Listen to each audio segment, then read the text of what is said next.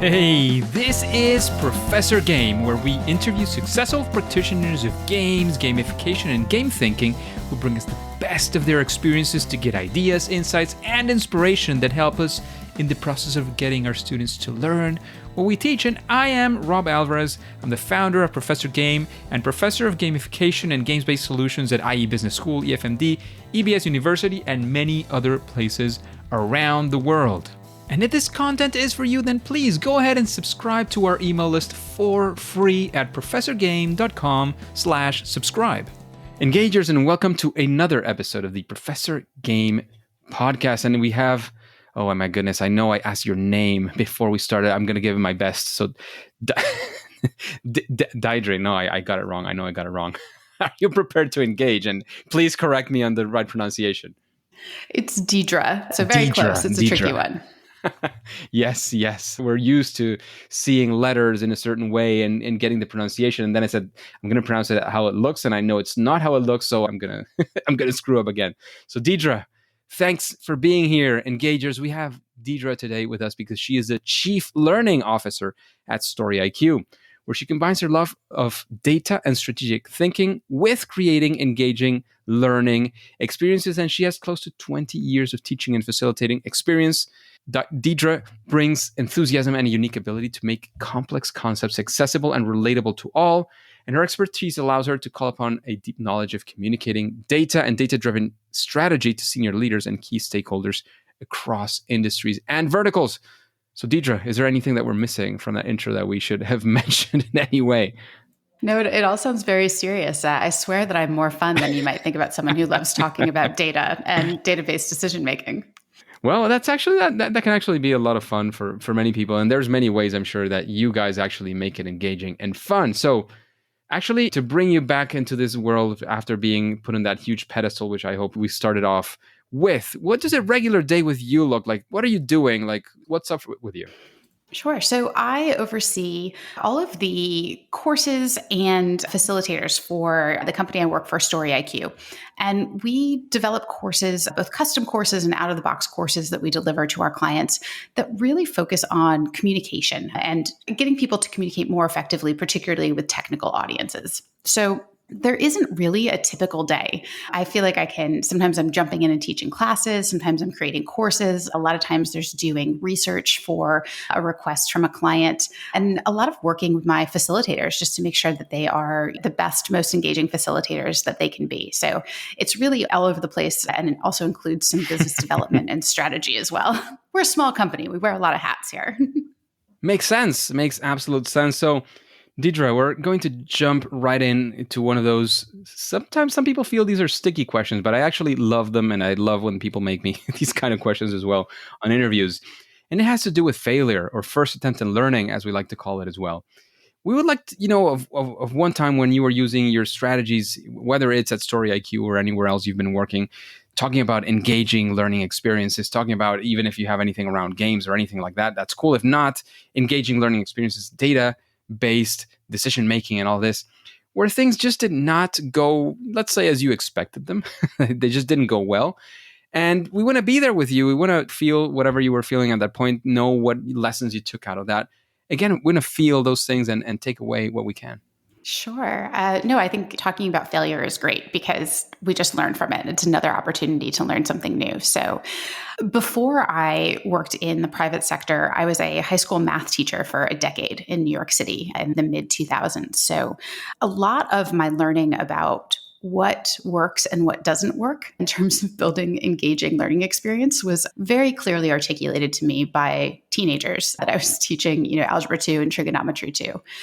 I think one of the things that I learned in that experience, because it didn't work a couple times, was trying to gamify everything. There's some things that just can't be, like logarithms. Sure, you can try to make them fun and you can build some experiences and competitiveness around being able to answer questions and complete tasks, but not everything can always be a game. And I think what really taught me that, and I wouldn't say it's like a failure, like there are definitely some bad lessons, right, and bad games that came out of it. But I think, or just like really shooting to the moon there, trying to make something competitive. But I think one of the things that all of those experiences really taught me is that you need to make every experience practical and accessible. And just because it's quote unquote fun doesn't mean that you're actually meeting the objectives that you want your students to, or that they can reciprocate and do on their own in the future. So perhaps if I may sort of pinch you a little bit into that, was there a time when you were trying to do something, like one of those times, and you were trying to gamify something and just didn't go well? Do you have any recollection of some of that? Because again, we want to take a experience, as you were as you and your company very well disclose, is it's when we experience things, and the closest thing we can do here is experience your story. So can you give us a little bit of a few more hints on how that looked like, and what were the things you were thinking at that time? Sure. I mean, I guess, something that is perhaps more relevant is building learning experiences. Recently is building out a new case study for a client. We'd like to build our classes around a challenge that we're all solving together. And in this case, I made the challenge too complicated. So the background on it was we were representing a company that was an online cooking store. And I made this in a hurry, and there were some elements to it that were just not particularly believable. Like if you were ordering multiple items, they were shipped separately with separate shipping costs. And we sort of all know from experience that's not how ordering things online works. And so there are a couple shortcuts that I think we took with this initial case study that really got called out. And the focus of the class sort of turned a little bit more to, hey, this is not a relatable or true situation. And it really took away from what we were supposed to be doing, which was working on our database decision making. So I think cutting corners and just trying to be like, hey, people will go with me. They'll go on this journey with me was a bad assumption. And that's definitely a place of failure recently. Amazing. That makes a lot of sense. And sometimes it's about realizing and being humbled by experiences. Not that we're all humble enough or not. It's just sometimes the experience humbles us once more, as life likes to remind us every now and then. So that is amazing. Thank you for that, Diedre. And let's actually shift it and go for a time where things did go well. One of those proud moments, perhaps, where you were trying to do something and you were very proud and want to show off some of those results. We want to be there and share some of those success factors. Sure. I mean, I think I'm not quite sure if your listeners are mainly people who are engaging with adults or with child learners. That's a weird phrase, with school age kids. There we go. But I think in any feeling of success, it's like when you get that, oh, I got it moment, and you realize that what you've spent time trying to teach and get people to learn is really clicking. And I recently was teaching a class with a bunch of very technical demand planners is the right term. So really thinking about logistics and nuts and bolts of this industry that they work in. And they were really skeptical of the content we were teaching them. And so it was on data storytelling. So really thinking about how you're communicating and building stories with data. And it was a tough audience, and it was in person, which is, rare these days. And it was really great to see them jump into our final activity, which is kind of in this instance, I picked a silly one. It's you're helping an artisanal ice cream store owner build their business, and just really watching the skepticism melt away, no pun intended, and really getting excited about being creative and stepping out of their comfort zone, and then bringing back to like, all right, if this is on a spectrum, this is certainly too far from what you can do in your professional life, but what can you do? Like, what can you bring into your day-to-day practice? And just having people really talk about what they learned and where it's practical. It was really great because, walking out of a hard room with a success story is always a good feeling. Yes, it definitely does feel good. I can attest to that. And is there anything in particular you would say that you, of course, looking back is always 2020, that you saw now that you finished it, like, oh, I realize that this was one of the things I did well that allowed me to get there? I think it's really meeting people where they're at and allowing people to be skeptical or critical of whatever it is you're about to teach them, and hearing that out, and then thinking about ways that you can, if appropriate, debunk that or show them different opportunities. And so I think really a turning point in that situation was just letting everyone tell me where their skepticism was. We made a list and put it up on chart paper, and referring back to that and thinking about, okay, maybe this technique doesn't work here, but it would work here. And reminding people that things are really practical in their day-to-day, even if it doesn't feel like it the first time around. Huh. Good. Good. Making sure these things, especially in adult learning, as you were mentioning, is kept in a sense that they will be able to apply this almost tomorrow or even today sometimes, right?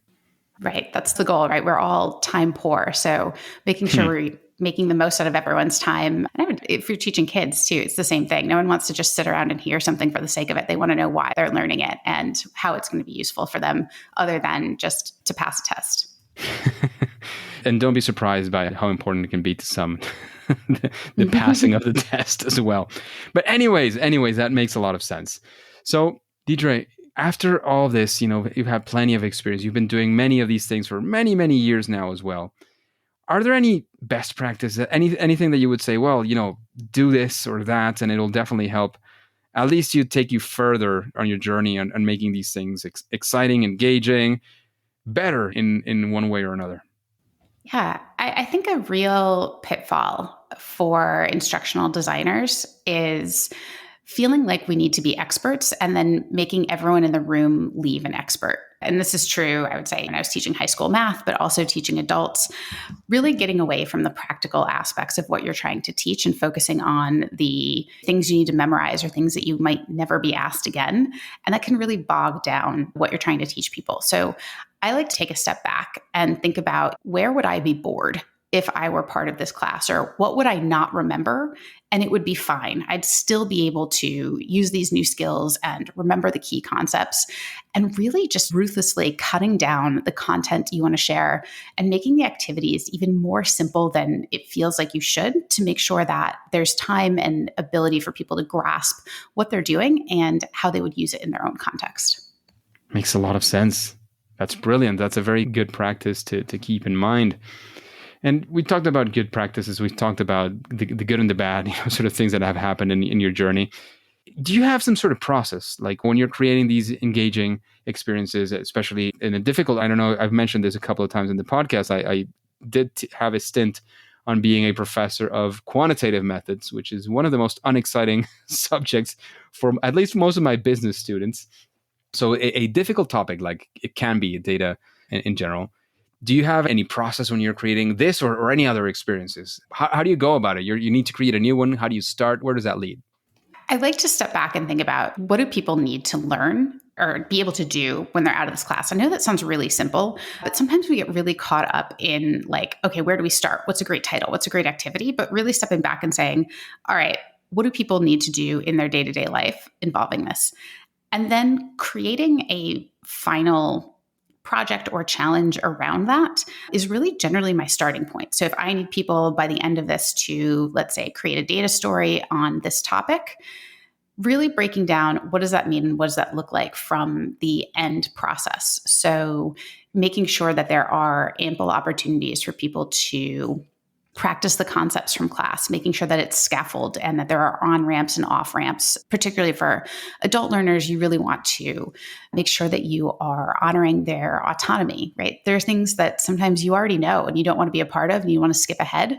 So making sure there's opportunities for people to jump ahead where I know that the content might be already known to some of the participants. So I think the practice of thinking about, what do you want people to get out of this? How is it practical?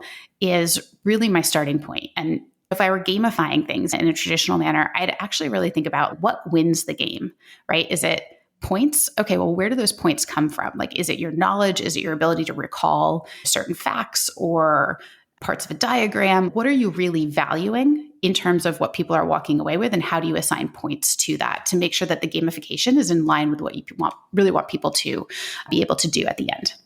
Brilliant. Thank you very much for opening up your insides, your brain, into what you actually do to create these experiences. Thank you very much. That's very appreciated, especially given such a great experience that you do certainly have. And Diedre, we're getting into some of the questions where we like to get into recommendations and understanding a little bit more of what you would see in the future, so to speak. And the first one is, after hearing these questions, sort of hanging out in the podcast for a bit, does anybody come to your mind if I say, well, would you recommend somebody to be a future guest, or who would you like to listen to in a future interview on Professor Game? Does anybody come to your mind? So I thought about this question a fair amount the other day, and one name kept coming back over and over again. And it's probably not a name that any of your listeners have heard, but Sarah Pendergast, who is a former math teacher that I used to work with at a school, she now oversees the maker labs for schools in Ohio. So she was really into 3D printing before it became popular all over the place. She would do tons of gamification. She created really great courses around, let's say, like bridge building to get kids competitive, but also learning, about the physics of and the mechanics of building something. And I think Sarah is just an amazing potential guest because she's able to make everything fun and hands-on. And she's just great, whether it's teaching adults how to do that kind of stuff and bring that into our classrooms or interacting with children. I think it's a really fantastic area to help your listeners perhaps dive into this idea of being a maker and how do you create all of your experiences around making something and doing. Nice. She sounds like a fantastic guest indeed. So thank you for that recommendation and keeping up with that. How about a book? If you had to choose a book, which book would it be? And of course, why? Sure. I think it's practical for both instructors of children and adults. There's this great, very easy to read book by Leanne Hughes and Dave Foxell, who created, it's called the 2-Hour Workshop Blueprint. And it really is a fantastic just sort of guide to, all right, if you need people to do something quickly and easily and in a way that makes sense to them, follow this sort of formula. And we know that all learning experiences aren't formulaic, but there's some really great ideas in there and how you can bring some engagement in ways that, again, you can gamify without it being over the top or cheesy. So I would definitely recommend the 2-Hour Workshop Blueprint to anyone who's looking for building fast learning experiences that are fun and experiential. Sounds exciting and sounds like a bit of a cheat sheet to go faster in that sense, which is something that it's not about taking the shortcuts only, but sometimes it is something that you need. Sometimes you need to do something and you need to do it quick. So Sounds brilliant for sure. It's also possible your listeners know Leanne Hughes. She hosts the First Time Facilitator podcast. It's also a great podcast for learning some great tips and frameworks and getting other people's stories around facilitation and their experiences. Sounds very cool. I'll definitely try to sneak in some time in my podcast listening to take a look at that, because facilitation is something I'm always interested in improving, at least in my personal or professional life, so to speak. And now let's talk about you. How about you? What would you say is your superpower? That thing that you do at least better than most. And the way I like to say this is some superheroes are super strong or fly or whatever. Doesn't have to be exclusive. Maybe it is. I don't know. But your superpower is just that thing that you do great that stands out at least from the crowds. I think my super skill, which I feel like I want to trademark that term. It sounds really good saying it together, right? Is really being able to explain complex things in a way that non-subject matter experts can understand. And that can be all kinds of things. Like it's just an ability to sort of understand the essence of what someone's trying to say and help them clarify and what that is for someone and all audiences to be able to understand. Certainly very useful and important in a learning setting. Yeah. I can attest to that. Well, it was a learned experience teaching high schoolers for a decade. You know right away whether or not what you've said makes any sense at all, right? Their faces tell you immediately. So it was certainly something that took a lot of practice, and it was certainly difficult at first with something that I was what I would call a subject matter expert on of higher level math, and being able to reach a population that might not be interested in that and make it accessible. Got tons of practice with that. Practice doesn't make perfect. I don't really like that phrase, but it does get you closer to being perfect. So, of course, definitely that experience is I'm sure it helped a lot hone down your skills in that sense. And you mentioned Leanne several times, so I was just about to ask Leanne. So I'm not asking Leanne, I'm asking Diedre. So. Her name's a little easier to say, so I would get it. It makes sense. Diedre, what would you say is your favorite game? This might sound crazy, but my favorite game is Yahtzee. And my husband and I play it almost every day, which sounds like a lot of Yahtzee. We've got this ongoing competition. We buy sort of the books that have like 100 pages for keeping score in there and just keep track of like who's winning in each one. But what I love about Yahtzee is that it is really easy to travel with. So you can throw it in your pocket and you're like, all right, we've got 15 minutes while we wait for something, and you can play. And it makes me think about probability, which again, I'm a huge math nerd. And so I really like that it's some low stakes, data driven decision making. So if you don't play Yahtzee, I highly recommend picking it up because it is fun and easy and portable and just the right length game too. You're not like committing 3 hours of your life to it. If you've got 10 minutes, you can play Yahtzee. Sounds like a good one. And again, when you play games so often, so much, you start to have a deeper understanding. And something else happens, I would argue, in your understanding and in your playing of the game, where it's not like the typical game you learn this game, you play it, you have fun.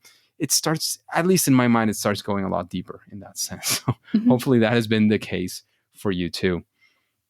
And Diedre, we every now and then have a little bit of time to make a random question to our guests. And I will actually go through this now. Let's find one. I always filter this before. Even oftentimes we don't get time to do this question, but I filter them beforehand because sometimes the experiences don't match with the question. So I want to make sure that they always do.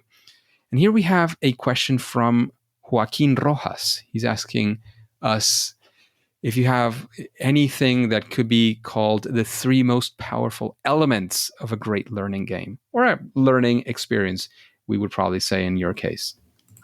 Okay, the 3 most powerful components to a gamified or learning experience. Mm-hmm.